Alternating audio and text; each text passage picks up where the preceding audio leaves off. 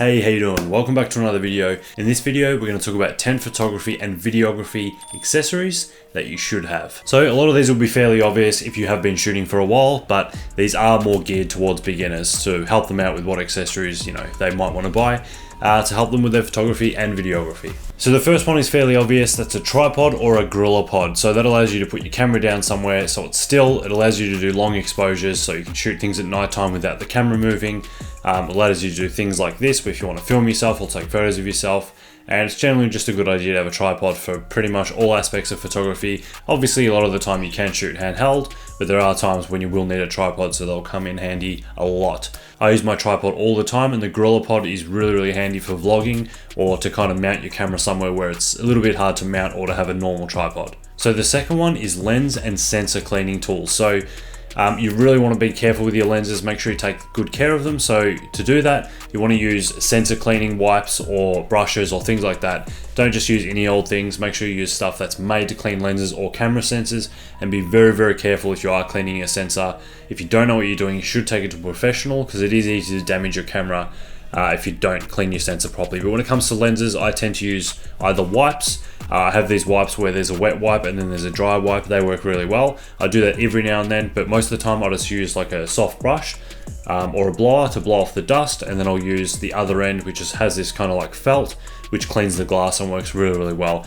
I make sure I clean my lens before any important shoot, because the last thing you want is to see dust spots and things like that on your lens or your sensor. So I think they're again, it's a fairly obvious thing, but I think they're very important, that if you are beginning photography or videography, it's quite easy to overlook something like that. So number 3 on the list is lens filters. These are things like ND filters, circular polarizers and UV filters, and they can come in handy to get all sorts of different effects, both in photography and videography. I use videography.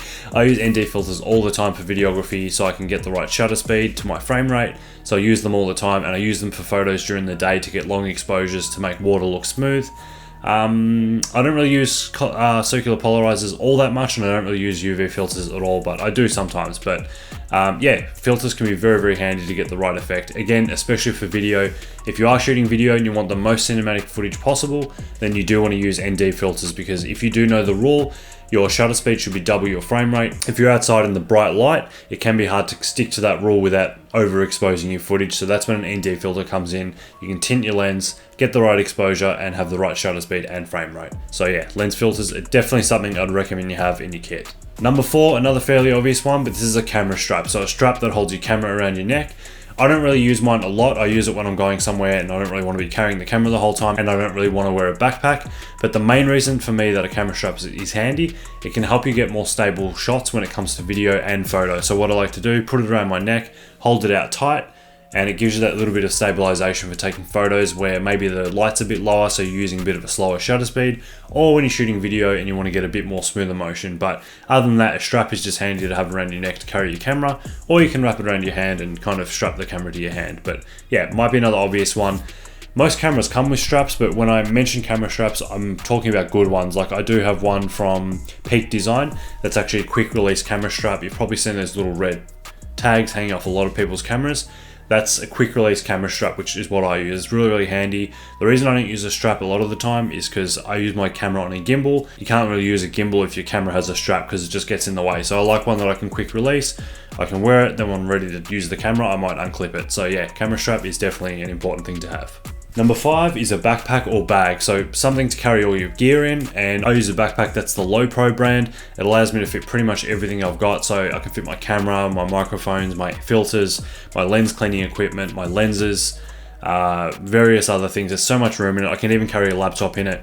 It's really handy. The only thing is when you are carrying a lot of gear, it can get heavy and you can get a bit of a sore back if you're doing a lot of walking, so just be mindful of how much you're putting in the bag or the backpack. But yeah, definitely highly recommended to get a bag or a backpack. It keeps your gear protected and allows you to travel with it. So when I'm not using my gear, even here, I actually keep it in the backpack. I don't just leave it around. I usually store it in the backpack, so it keeps dust away and it keeps it protected. Now number 6, this is purely just for photographers, and this is a Speedlight. So what some of you may know is a flash.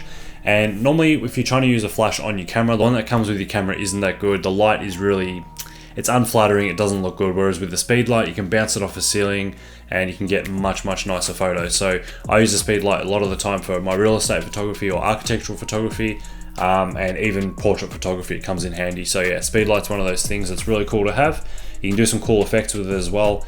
And yeah, it's one of those things that I think is pretty important for a photographer to have. Number 7 is a reflector dish. What that is, it's a little disc that kind of pops open into a bigger disc and allows you to reflect light. And it's really handy if you're doing a lot of outdoor shooting. You can either use it to block sunlight, so if someone's got a lot of harsh sun on their face, you can use it to block that, or you can use it to reflect some nice light in their face.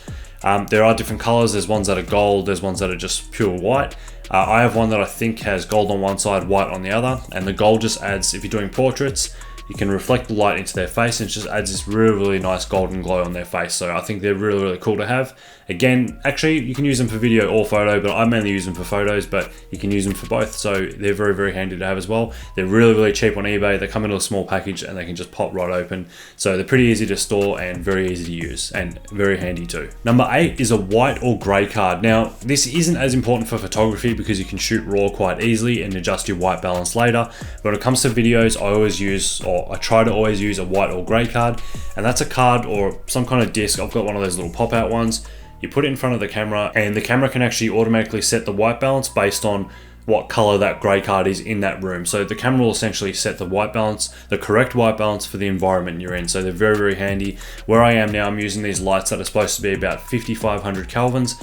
But when I set my camera to 5,500 kelvins, it doesn't quite look nice. So I use the gray card and the camera comes up with the right white balance and it looks really good. Now the white balance may not be perfect in this video, but that's because I've done some further grading and for creative reasons, I might have changed it. Number 9 is very, very, very important. It saved my ass on many, many shoots, and that's like a toolkit with duct tape, string, things like that always comes in handy. If something breaks, you might need to tape it together, or you might need to screw something tighter with a screwdriver, or unscrew something, take something apart, put something together. It's always handy. So I carry a little toolkit that has a couple of screwdrivers, pliers, cutters, duct tapes come in handy so many times, and I carry some string with me as well, and all of those things have come in handy. When you don't think you'll need it, you probably will. So yeah, that's another one that I really, really recommend. And number 10 is a power bank, both helpful for photography and videography. And basically what you can do is charge your devices. So I use it to charge my phone. I've used it to get a little bit more charge in my cameras and GoPros and things like that at times before. And they're just very, very, very handy to have. So I always keep one in my backpack. I always make sure I keep it charged every now and then. If I haven't used it for a while, I'll take it out, check the battery level and charge it every now and then. And yeah, it's come in handy so many times. So yeah, number 10 is a power bank. So that's about all. I hope you enjoyed the video. I hope you learned something new. As I said, it was geared a bit more towards beginners. A lot of people that have been shooting video or photo for a while will probably have the majority of these accessories already. But yeah, I hope it was helpful. Please give it a like if it helped you. Don't forget to comment if you want to ask me a question or anything. I'm more than happy to help out if I can. And please subscribe. And I'll see you in my next video. Thanks very much for watching. I'll see you soon.